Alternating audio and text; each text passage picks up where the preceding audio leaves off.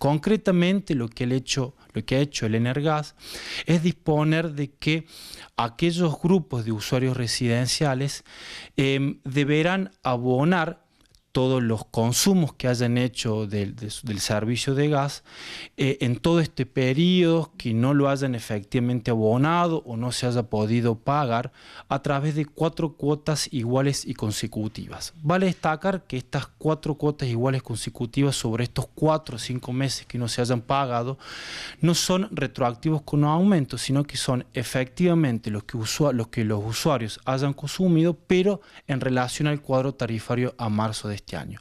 ¿Qué pasa con los vecinos que pagaron la factura con el tarifazo y ahora reciben una factura con un monto menor? En el caso de que aquellos usuarios residenciales que hayan abonado las facturas con aumento, la distribuidora deberá efectivamente devolver esta suma a través de descuentos que se harán sucesivamente a lo largo de futuras facturaciones a partir de la próxima factura a venir, que será en septiembre de este año. ¿Y qué pasa con los otros usuarios, los empresarios, industriales, pymes? ¿Esperan novedades para estas categorías?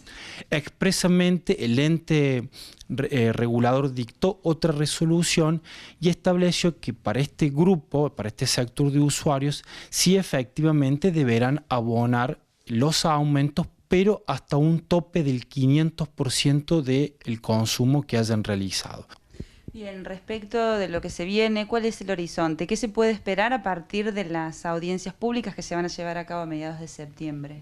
Una vez que se hagan las audiencias públicas que están previstas para septiembre de este año, a partir de ahí se activa todo un mecanismo legal de lo cual se podrían realizar aumentos, pero con una vigencia en el futuro y no retroactivo. Y el segundo efecto es que en aquellos casos de grupos de usuarios que no hayan sido beneficiados por la Corte, industriales, comerciales y demás, seguramente se van a abrir instancias judiciales, por cuanto seguramente ellos también van a acudir a la justicia buscando resoluciones judiciales que también contemplen los casos de ellos. Básicamente porque el argumento jurídico es el mismo, es decir, no haberse realizado las audiencias públicas tanto para los usuarios residenciales como para los no residenciales. De tal manera de que la Corte, al no contemplar esa categoría de usuarios, seguramente arbitra toda una serie de procesos judiciales para que estos también obtengan resoluciones favorables.